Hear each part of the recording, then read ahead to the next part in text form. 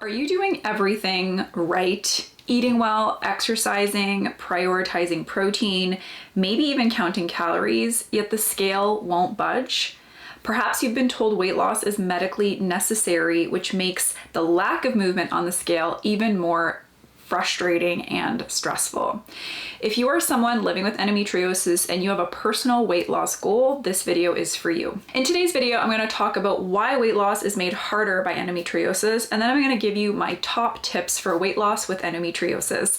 And yes, your approach as somebody with endo makes your weight loss journey look a little bit different than someone who does not have endometriosis. If you haven't already, please give this video a like, share it with a friend, and don't forget to hit that subscribe button. So why is weight loss harder when you're living with endometriosis? Well, the answer is for a few reasons. One, chronic inflammation and its effects on hormones and metabolism. The second, the gut microbiome tends to be more imbalanced in people with endo, and this contributes to weight loss resistance. The next reason is hormonal birth control or suppressants can also contribute to weight loss resistance and changes in metabolism. And four, common comorbidities that many people with endometriosis live with in addition to endometriosis is also a reason. So let's break these down in a little bit more detail. Chronic inflammation acts as a perpetual stressor on your nervous system. It stimulates your adrenal glands to pump out more cortisol, your stress hormone. Cortisol in turn promotes glucose, sugar, released from your liver, because when you're under stress, your body needs glucose to fuel that stress response. Just like gas keeps your car running, this built-in safety system ensures you have a few jerry cans of gas in reserve. If this extra fuel isn't burned, it forces your body to store it as fat. Additionally, because this stressed state runs on sugar, it causes you to crave more, specifically those higher sugar foods. Now, to add to this safety system, your body turns down signals meant to move glucose from the blood into the cells and muscles of the body. This unfortunately results in persistently high blood sugars, forcing the pancreas to release more insulin. Over time, this process can result in reduced sensitivity of the cells to insulin. And to make matters even worse, high cortisol causes muscle breakdown to provide amino acids for the production of more glucose. Less muscle mass reduces your metabolic rate, which can not only contribute to weight gain, but also to insulin resistance. So what about cortisol and sex hormones like progesterone and estrogen? This is also part of how chronic inflammation contributes to weight loss difficulties. Cortisol steals the starting material away from other hormones. Progesterone requires pregnenolone to be made. If chronic inflammation forces the body to shuttle more resources to cortisol, progesterone production is reduced and the estrogen to progesterone ratio increases, and this is a form of estrogen dominance. When cortisol is high, it also burdens estrogen detox pathways in the liver, preventing the complete and healthy removal of estrogen from the body. And lastly, more fat cells means more aromatase activity. This is an enzyme that converts hormones like testosterone into estrogen, and so the perpetual cycle continues. Now, what about the gut microbiome? I've highlighted in previous videos how the gut microbiome tends to be imbalanced in people with endometriosis, favoring more pro-inflammatory bacteria. What does this have anything to do with weight loss resistance? Well, studies show that people with a higher number of a class of bacteria called Firmicutes or Firmicutes and lower levels of Bacteroidetes tend to carry more extra weight. Now, why is this the case? Because the former extracts more calories from our food and contributes to more fat storage from that same amount of food. So in other words, if you had higher amounts of Firmicutes bacteria colonizing your large bowel as somebody else, but you consume the same amount of food, your bacteria would actually extract more calories and energy from your serving of the same food. Now, large gaps between the cells that line the gut called leaky gut can lead to the passing of toxins called lipopolysaccharides into the bloodstream. This fuels a tremendous amount of inflammation while also contributing to insulin resistance and high cortisol. The gut is also involved in ghrelin and leptin control, two hormones that control hunger and satiety. An imbalanced gut can lead to leptin resistance, making it harder to control food cravings. Many anti-inflammatory bacteria are also involved in reducing inflammation inflammation, promoting insulin sensitivity, and promoting fat burning through their production of something called short-chain fatty acids. Now let's talk a little bit about hormone therapies or some of the common medications you might be prescribed as somebody with endometriosis and the role of these medications in weight loss resistance or weight loss difficulties. While this might not be a cause that applies to everyone, commonly prescribed hormone therapies can contribute to changes in appetite, insulin resistance, fat storage, and disruptions in the gut microbiome. Synthetic estrogen does promote lipogenesis, a fancy word for fat creation. It is also a common side effect of hormonal birth control, especially when used long-term to contribute to insulin resistance.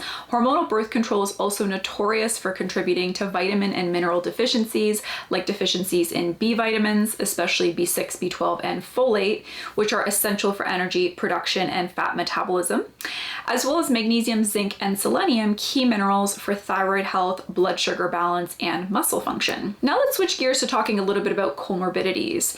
If we didn't have enough to deal with when living with endometriosis alone, it's actually quite common to live with other conditions that can affect metabolism and insulin sensitivity. Anywhere from 2 to 50% based on the study you look at of people living with endometriosis also have PCOS. Roughly 5 to 6% also live with chronic fatigue syndrome, and roughly 10% also live with hypothyroidism.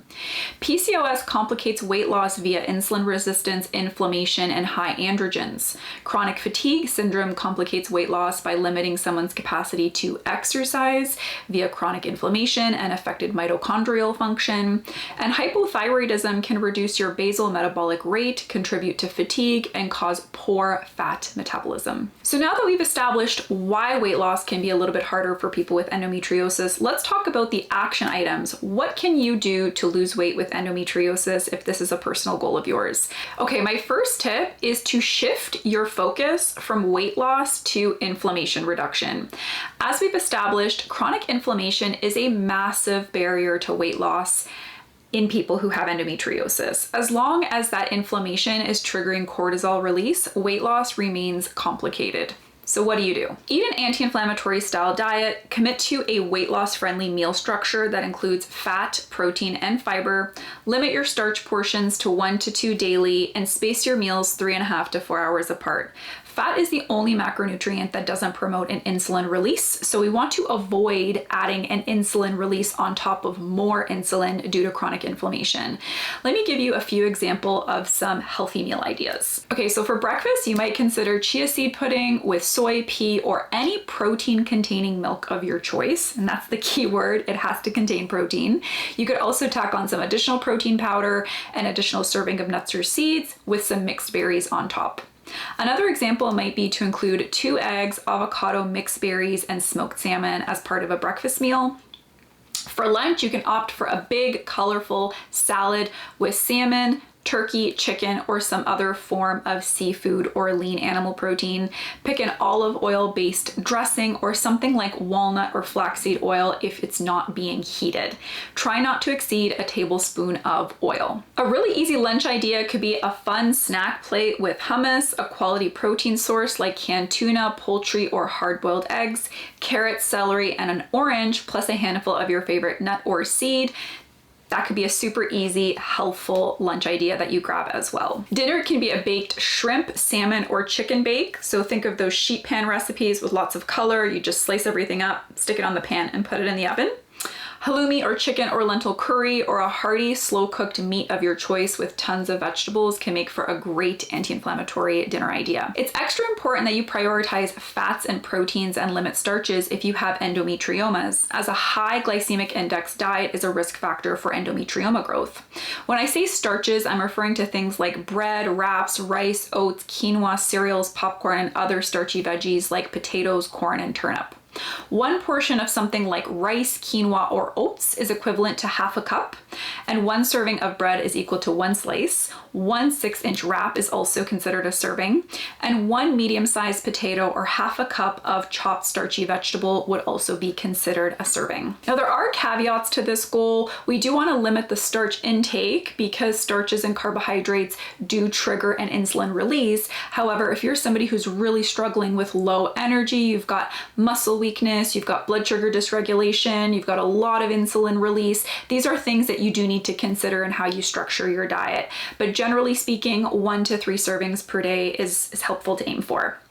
A couple of key considerations to write out a list for and keep track of from week to week is to first include 3 servings of oily fish per week, olive oil or avocado oil exclusively, 3 or more colorful plant foods with every meal, 2 fruit servings daily, 3 servings of nuts or seeds per week, and that's equivalent to 60 ml or quarter cup portions, 3 servings of legumes per week, and opt for lean sources of animal proteins most often every week. And just to clarify, a serving of legumes, so lentils, chickpeas, or beans, is equivalent to 1 3/4 cup portion 3 times per week. You can also count 2 tablespoons of hummus towards that portion size. Pick cruciferous vegetables once per day or as often as you can to support your liver, and find creative ways to integrate white button mushrooms, celery, or capers for their hormone health benefits.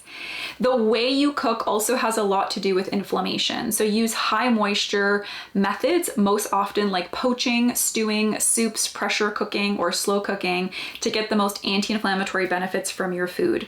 Avoid processed sugars and ingredients you don't recognize in packaged foods, as this creates a lot of confusion within the immune response and is very likely a gut lining trigger for inflammation. If eating out is a reality you can't escape from, use some of my best takeout tips. The first being to pick water over alcohol. There is nothing positive about alcohol. I try and stay neutral, but let's just face it, it's inflammatory, it disrupts the gut microbiome, it burdens the liver, it reduces sleep quality, and it can skyrocket your blood sugars as well.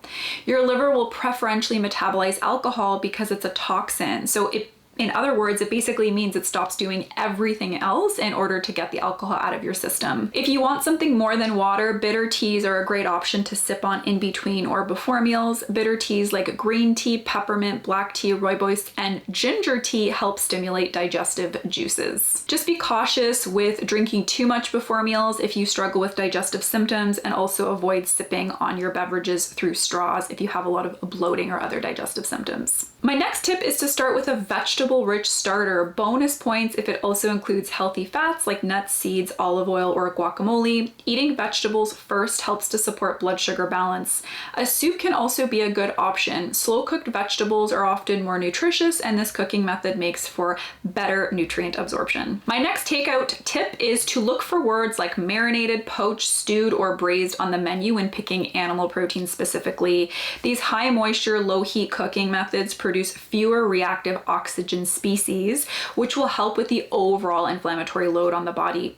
If there isn't anything like this on the menu, consider a lean meat, seafood, or plant protein options. Unless it's a fine dining restaurant or otherwise stated, most restaurants will purchase conventionally raised meats, which tend to be a little bit higher in omega-6 fatty acids.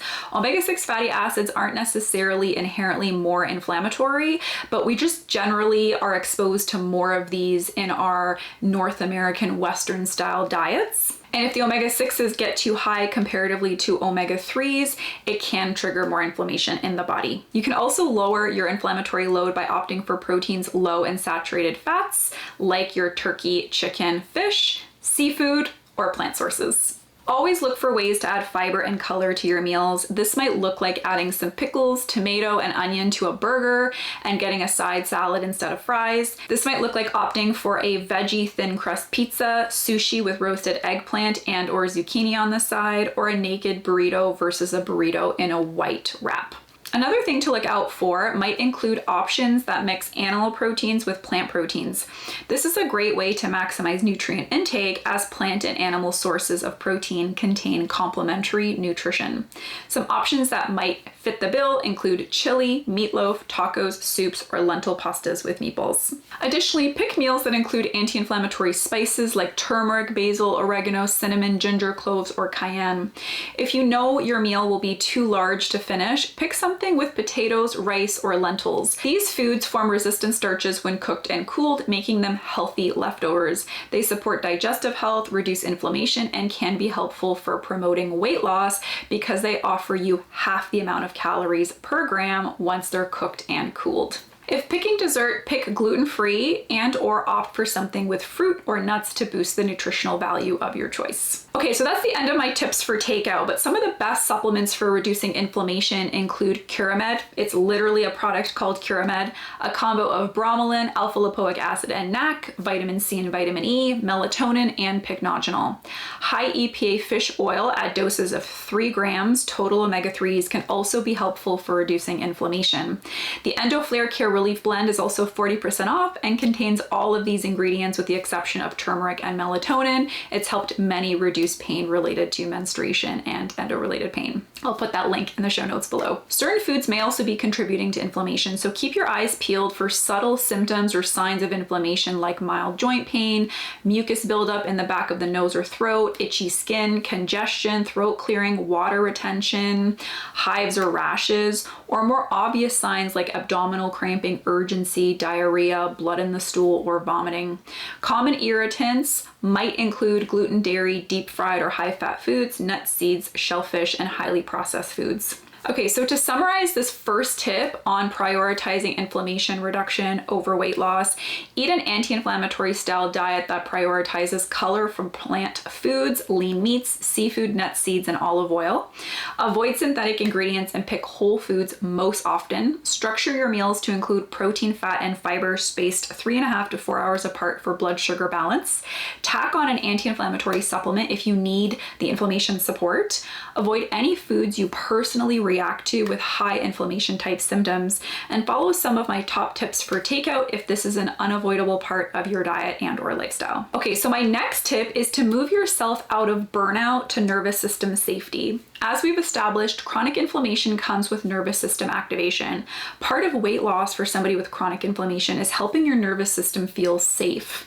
Some of my top tips here include doing things you love. Prioritize the time to put you first. And I know that this is so much easier said than done. Exercise, journaling, using apps like Nerva or Calm, deep breathing, somatic exercises, vagus nerve stimulation through humming, singing, cold exposure, or tongue suppression, yoga, or slow walks in nature can all be helpful here. Avoid high intensity movement, especially if it flares pain. I'm not saying that this is a hard, fast rule that everybody needs to avoid high intensity movement, but if you're feeling really depleted after you do some kind of high intensity movement or it does flare pain, you're definitely going to want to consider swapping this for something that's a little bit lower intensity. Instead, opt for strength training, Pilates, swimming, or walking. Movement is an important step in weight loss, so commit to as little movement as feels comfortable often, but with the objective of working up to a longer, consistent form of movement. If you're someone in your 30s or 40s, resistance training is a must. It builds metabolically active tissue, i.e. muscle, that keeps burning energy even when you're at rest. And as we get older, it doesn't matter what your body composition looks like, we become more and more insulin resistant. It's just a normal part of aging. So to counteract that, we want to build muscle. If needed, consider tacking on an adaptogenic herb to your supplement regimen. Herbs like ashwagandha, rhodiola, reishi, L-theanine, or magnesium glycinate can help positively support your resilience to stress. Okay, my next tip is to heal your gut if this applies. As we've established, not only can your gut be a huge source of inflammation, but the composition of your gut microbiome has a lot to do with metabolism and weight loss. If you experience symptoms like bloating, sticky, hard to wipe clean stools, constipation, diarrhea, abnormal burping or belching, urgency, undigested food in your stool, abdominal cramping, a bad taste in the mouth, bleeding gums, right-sided pain, floating or greasy looking stools, pale colored stools, or heartburn or reflux, these symptoms are not normal. If you have a history with antibiotics, this might also be a red flag. Additionally, if you've suddenly developed food sensitivities to foods that you consume often, or if you've developed abnormal swelling or water retention, these are possible signs of leaky gut that need to be addressed in order to produce a sustainable weight loss. While I'd love to be able to give you helpful tips in this short video, gut healing has to be tailored to the root of the problem. There will be a different solution to leaky gut versus LIBO versus SIBO versus low stomach acid. And so I'm I'm happy to answer any questions for you in the comments below, inside my low-cost membership, the Endo Collective, or inside one of my high-level support programs. But if you're keen on just focusing on your digestive health, check out the link below to my Endo Belly to Bombshell self-paced course, all about helping you identify the cause of your symptoms. And then also within the course, I provide you with tested and effective solutions to these symptoms. This is a really, really low cost, great place to start if you're having a lot of these uncomfortable digestive symptoms. But I do want to give you some quick foundational tips before moving into my next tip for weight loss. So these might include chewing your food 30 to 40 times a mouthful, meal spacing 3.5 to 4 hours apart, taking 4 to 6 deep belly breaths before meals, especially if you suspect that your nervous system is involved in your digestive symptom picture. Eat 3 or more colorful plant foods with every meal to support bacterial diversity. Enjoy fermented foods often if well tolerated, and consider a digestive bitter, prebiotic fibers, or bowel aids like magnesium citrate or ginger if you experience constipation. Okay, my next tip is pretty straightforward, and it's just to hydrate well. Your body can't tell the difference between hunger and thirst. So when you're thirsty, this may present as uncontrollable cravings for sugar or carbohydrates. Add some electrolytes to your water for extra adrenal and nervous system support. Staying well hydrated also helps promote water-soluble vitamin absorption like B vitamins and vitamin C, which in turn help with inflammation and estrogen balance. Hydrating well also supports lymphatic flow, digestion, and reduced fluid retention, which can add to the numbers on the scale despite not being a true reflection of your weight. If you do experience water retention or poor lymphatic drainage, consider adding in dry brushing, gentle rebounding, lymphatic massage, a vibration plate, or castor oil packs. Aim for at least half your body weight in ounces of water, more if you sweat often or have an active job. Okay, moving into my next tip for weight loss with endometriosis, you're going to want to support your mitochondrial health. The mitochondria is the powerhouse of the cell. It helps generate energy from the food that you eat. Inflammation impairs mitochondrial function, which in turn can slow fat burning. Some science-backed strategies for boosting mitochondrial activity include exercise, eating a high-protein diet, hot or cold therapy. That's right, cold plunges or even just ending your shower with 1 minute of cold water can be helpful. The other extreme end of hot-cold therapy is something like sauna use. Supplements like magnesium, CoQ10, alpha-lipoic acid, melatonin, omega-3s, and B vitamins can also boost mitochondrial function. Okay, my next tip, if this is a strategy that works for you, it might not be a strategy that works for everybody, but it's to create only minor caloric deficits if you are counting calories. And I know that counting calories isn't everyone's friend, and if this isn't your favorite approach, I totally understand. You can skip ahead. Over COVID, I personally gained about 20 pounds getting into some bad habits, and counting calories was a huge eye-opener for me. Because I also developed insulin resistance, all of my hunger and satiety cues were off, and I had a hard time filling up with the amount of food I should be eating per meal for my energy needs. If you opt for a similar strategy to weight loss as me, avoiding creating deficits more than 50 to 100 calories per day is important. Extreme dieting stresses your body, and for people with endo, that often backfires. Okay, my next tip, I don't know exactly how to call this, but I'm gonna call it the fill method. Load your plate up with calorically low but nutrient-dense fiber-rich foods. This will help keep you full longer, but doesn't correspond with a large amount of calories. Think of big, colorful salads with a quality protein, cooked vegetable bowls with quality animal proteins, or soups or stews with large quantities of vegetables paired with quality proteins. We burn more energy digesting protein. It's called the thermic effect of food, so it's important that this be a key macronutrient you prioritize in your diet. In general, I would aim for somewhere between 0.8 and 1 gram per kilo of body weight of protein per day. Okay, my next tip is to be selective. Don't just eat anything, or more specifically, don't just eat any dessert. Be selective and only consume the choices you really enjoy. This is one way to cut unnecessary energy from the diet, plus you end up eating the foods that you enjoy. For example, you might opt to sweeten your coffee with a splash of cream, or lean into dates or fruit for sugar over processed or packaged options. Okay, my next tip is to make the healthy choice the easy choice. Set yourself up for success. This might include buying pre-made frozen meals that fit the bill, or leaning into a subscription meal or salad delivery service, purchasing vegetable platters, setting your favorite healthy takeout meals in your favorite section on your food ordering app, having pre-made overnight oat or chia pudding or hard-boiled eggs readily available.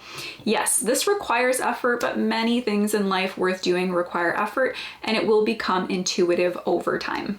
Okay, and my last tip for you in this video is always portion out your snack foods. I don't expect you to stop snacking. I think it's completely unrealistic, but I also don't want you to trust yourself to eye your portion sizes correctly. This is almost never accurate. So portion it out so you know exactly how much you've eaten. It's a helpful visual reminder. I'm not gonna lie to you, my friend, endo complicates weight loss, but it doesn't make it impossible. You also certainly don't have to implement all of my tips from this video. You can pick one or two and start there. Drop any questions below. Thanks for watching today's video, and I will see you in the next one.